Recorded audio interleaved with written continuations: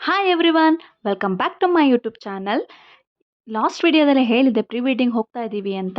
First ಲೊಕೇಶನ್ನೇ ನಾವು ಹೋಗಿದ್ದು ಬೆಟ್ಟದ ಭೈರೇಶ್ವರ ದೇವಸ್ಥಾನಕ್ಕೆ. ಇದು ಲೊಕೇಟ್ ಆಗಿರೋದು ಮೇಕನ್ ಗದ್ದೆ ನಿಯರು. ಮೂಡಿಗೆರೆಯವರಿರೋರಿಗೆ ಎಲ್ಲರಿಗೂ ಗೊತ್ತಿರುತ್ತೆ. ಮೂಡಿಗೆರೆಯಿಂದ ತುಂಬಾ ಹತ್ತಿರ ಇದೆ, ಬಟ್ ಅಷ್ಟು ಹತ್ತಿರ ಇದ್ದರೂ ನಾವು ಯಾವತ್ತೂ ಹೋಗಿಲ್ಲ. ಆಲ್ರೆಡಿ ನನ್ನ ಮಗ ಎದ್ದುಬಿಟ್ಟ, 7 ಗಂಟೆಗೆ ಎದ್ದುಬಿಟ್ಟ. ನಾವು ಮನೆಯಿಂದ ಶಾರ್ಪ್ 5 o'clock ಹೊರಟ್ವಿ. ಮೂಡಿಗೆರೆ ಬರಬೇಕಾದ್ರೆ ಕರೆಕ್ಟಾಗಿ 6 o'clock ಆಯಿತು. ಅಲ್ಲಿಂದ ಫಸ್ಟ್ ಲೊಕೇಶನಿಗೆ ಹೋಗ್ಬೇಕಾದ್ರೆ ಕರೆಕ್ಟಾಗಿ 7 ಆಗಿತ್ತು. ಫೋಟೋಗ್ರಾಫರ್ ಕರೆಕ್ಟಾಗಿ ಟೈಮ್ ಹೇಳಿದ್ರಿಂದ ನಮಗೂ ಕರೆಕ್ಟಾಗಿ ಹೋಗೋಕ್ಕಾಯಿತು. ಫಸ್ಟ್ ಟೈಮ್ ಏನೋಪ್ಪ ಕರೆಕ್ಟ್ ಟೈಮಿಗೆ ಹೋಗಿದ್ದು ನಾವು. ಬಟ್ ತುಂಬ ಚೆನ್ನಾಗಿತ್ತು. ಅಲ್ಲಿ ಅವರು 4 ಜನ ಬಂದಿದ್ದರು. ಈ ಪ್ಲೇಸ್ಗೆ ನಾನು ಯಾವತ್ತೂ ಹೋಗಿಲ್ಲ. ಇಷ್ಟು ಹತ್ತಿರ ಇದ್ರೂ ಒಂದು ದಿನವೂ ಹೋಗಿಲ್ಲ. ಫೋಟೋಸ್ಗಳಲ್ಲಿ ವೀಡಿಯೋಸ್ಗಳಲ್ಲಿ ಪ್ರೀ ವೆಡ್ಡಿಂಗೆಲ್ಲ ಶೂಟ್ ಮಾಡ್ತಾರೆ ಅಂತ ಗೊತ್ತಿತ್ತು, ಬಟ್ ಇಷ್ಟೊಂದು ಚೆನ್ನಾಗಿರುತ್ತೆ ಅಂತ ಗೊತ್ತಿರಲಿಲ್ಲ. ಒಂದೇ ದಿನ ಫೋಟೋಶೂಟ್ ಇರೋದ್ರಿಂದ ಎಲ್ಲ ಕಡೆ ಕವರ್ ಮಾಡಬೇಕು ಅಂತ ಹೇಳಿಬಿಟ್ಟು ಅಷ್ಟು ಬೇಗ ಬಂದಿದ್ದು ನಾವು. ಮನೆಯಿಂದನೇ ಡ್ರೆಸ್ಸಪ್ ಆಗಿ ಆಲ್ರೆಡಿ ಬಂದಿದ್ದು. ಕನಕ ಸ್ಯಾರಿ ಹಾಕಿದ್ಲು. ಫಸ್ಟು ಲೊಕೇಶನ್ನೇ ಟೆಂಪಲ್ ಇದ್ದಿದ್ದರಿಂದ ಟ್ರೆಡಿಷ್ನಲ್ ಲುಕ್ ಇರಲಿ ಅಂದ್ಕೊಂಡು ಅವಳು ಸ್ಯಾರಿ ಹಾಕಿದ್ಲು. ಅಣ್ಣ ಪಂಚೆ ಶರ್ಟ್ ಹಾಕಿದ್ದ. ನನ್ನ ಮಗ ಆಲ್ರೆಡಿ ಎದ್ದಿದ್ದಾನೆ. ಯಪ್ಪ ಎಷ್ಟೊಂದು ಚಳಿ ಇತ್ತು ಅಂದರೆ ಒಂದು ಬೆಡ್ಶೀಟ್ ಹೊಚ್ಕೊಂಡು ಬಂದುಬಿಡೋಣೇನೋ ಅನಿಸ್ಬಿಟ್ಟಿತ್ತು, ಅಷ್ಟೊಂದು ಚಳಿ ಇತ್ತು. ಅದೇ ಒಂದು ಶೂಟ್ ಮುಗಿಸ್ಬೇಕಾದ್ರೆ ಕನಕ ಫುಲ್ ಸುಸ್ತಾಗ್ಬಿಟ್ಟಿದ್ಲು. ನನ್ನ ಕೈಲಿ ಆಗ್ತಾ ಇಲ್ಲ ಅತ್ತಿಗೆ ಅಂತಿದ್ಲು.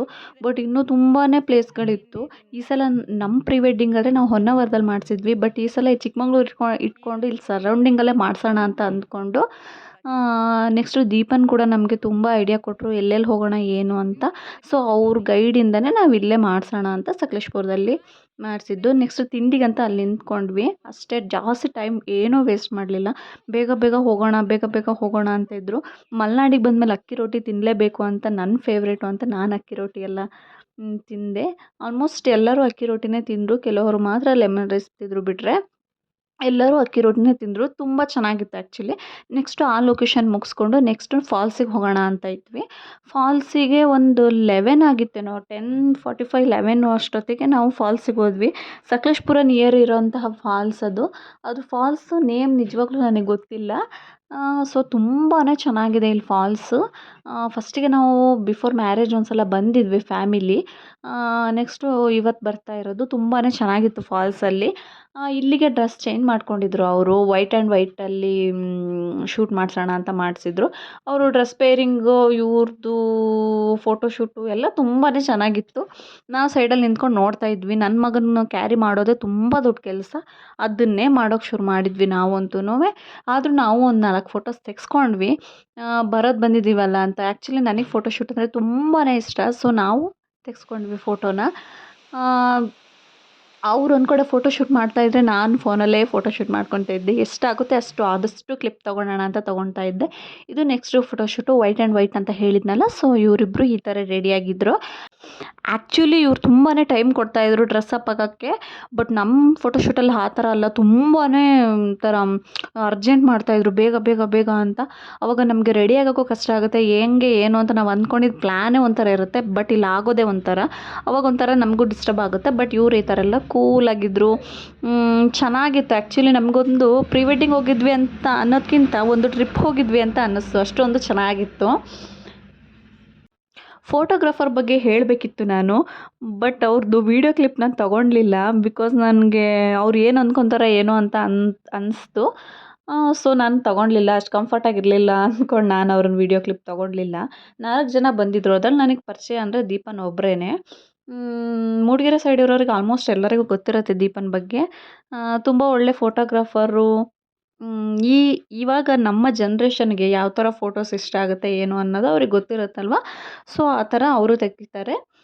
ಚೆನ್ನಾಗಿರುತ್ತೆ. ನಂದು ಒಂದು 3 years back Deepavali photoshoot photos ಎಲ್ಲ ನೋಡಿದರೆ ಇನ್ಸ್ಟಾಗ್ರಾಮ್ ಪೇಜಲ್ಲಿ ಗೊತ್ತಿರುತ್ತೆ. ಆ ಫೋಟೋಶೂಟ್ ಮಾಡೋಕ್ಕೆ ಅವರೇ ಬಂದಿದ್ದರು. ಸೊ ನಮಗೆ ಇಷ್ಟ ಆಯಿತು. ಆಮೇಲೆ ಮಾತಾಡ್ಬಿಟ್ಟೆಲ್ಲ ಅವರಿಗೆ ನಾವು ಕನ್ಫರ್ಮ್ ಮಾಡಿ ಕೊಡ್ತೀವಿ.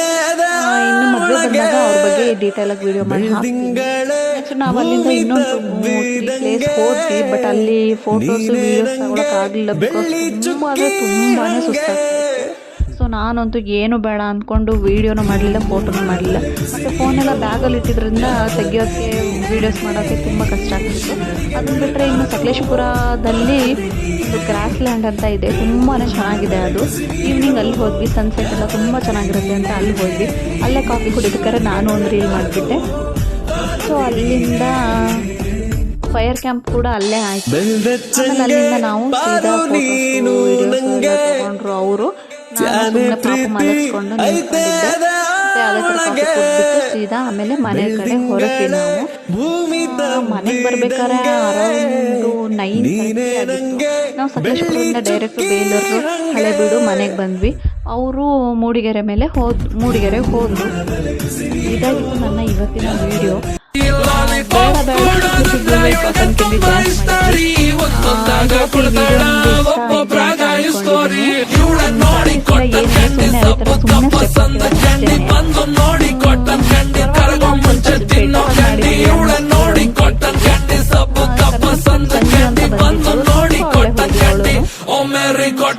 ಹೋದ್ವಿ, ವೀಡಿಯೋಸ್ ಎಲ್ಲ ಮಾಡಿದ್ವಿ, ಒಂಥರ ಎಂಜಾಯ್ ಮಾಡಿದ್ವಿ. ನಾನು ಅದೇ ಥರ ಫೋನಲ್ಲೇ ಫೋಟೋ ತಗೊಂಡೆ ಅಷ್ಟೇ. ಎಲ್ಲರೂ ಕೇಳ್ತಾರೆ ನಿಮ್ಮ ಅಣ್ಣರಿಗಿಂತ ನಿಮ್ಮದೇ ಜಾಸ್ತಿ ಫೋಟೋಸ್ ಇದೆಯಲ್ಲ ಅಂತ. ಇಲ್ಲಪ್ಪ, ಅವರೇ ಫೋಟೋಸ್ ತೆಗೆಸ್ಕೊಂಡಿರೋದು. ನಾನು ಬರೀ 2 ಡ್ರೆಸ್ಸಲ್ಲಿ ತೆಗೆಸ್ಕೊಂಡಿರೋದು ಅಷ್ಟೇ.